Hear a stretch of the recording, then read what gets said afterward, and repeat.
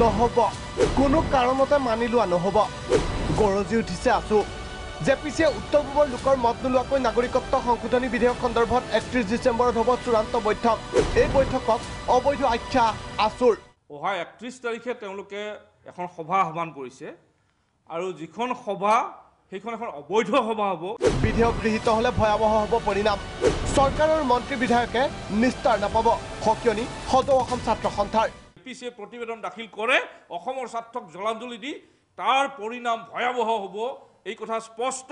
অসম চৰকাৰৰ প্ৰতিগৰাকী মন্ত্ৰী বিধায়কক নিস্তাৰ দিয়া নহ'ব পুনৰ অসম ভ্ৰমণ কৰিম বুলি কৈ প্ৰতিশ্ৰুতি নাৰাখিলে যুটীয়া সংসদীয় সমিতিয়ে বাংলাদেশী ভোটৰ স্বাৰ্থত কাম কৰিছে কেন্দ্ৰীয় চৰকাৰে চৰকাৰক তীব্ৰ সমালোচনা আছুৰ মুখ্যমন্ত্ৰীক স্থিতি স্পষ্ট কৰিবলৈ আহ্বান কাৰ পক্ষত সৰ্বানন্দ সোণোৱাল মুখ্যমন্ত্ৰী সৰ্বানন্দ সোণোৱাল ডাঙৰীয়া আৰু অসম চৰকাৰখনে অসমৰ খিলঞ্জীয়া মানুহৰ পক্ষত থাকি এতিয়ালৈকে পদক্ষেপ লোৱা নাই সময় চমু চাপি আহিছে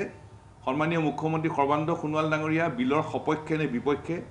খিলঞ্জীয়া মানুহৰ সপক্ষে নে বিপক্ষে হাতে কামে ফলাফল ৰাইজক দেখুৱাব লাগিব 31 ডিচেম্বৰ হ'ব অসমৰ বাবে এটা গুৰুত্বপূৰ্ণ দিন বৈঠকৰ সিদ্ধান্তৰ ওপৰত নিৰ্ভৰ কৰিব অসমৰ ভৱিষ্যত বিজেপিয়ে যদি ষড়যন্ত্ৰ কৰি অসমৰ ওপৰত জাপি দিয়ে এই বিধেয়ক তেনেহ'লে পৰিস্থিতি অতি ভয়ানক হ'ব অসমত হুংকাৰ দিলে সদৌ অসম ছাত্ৰ সন্থাই ভিডিঅ' জাৰ্নেলিষ্ট ৰিপুলৰ সহযোগত ভাস্কৰ জ্যোতি ৰিপৰ্ট প্ৰাগ নিউজ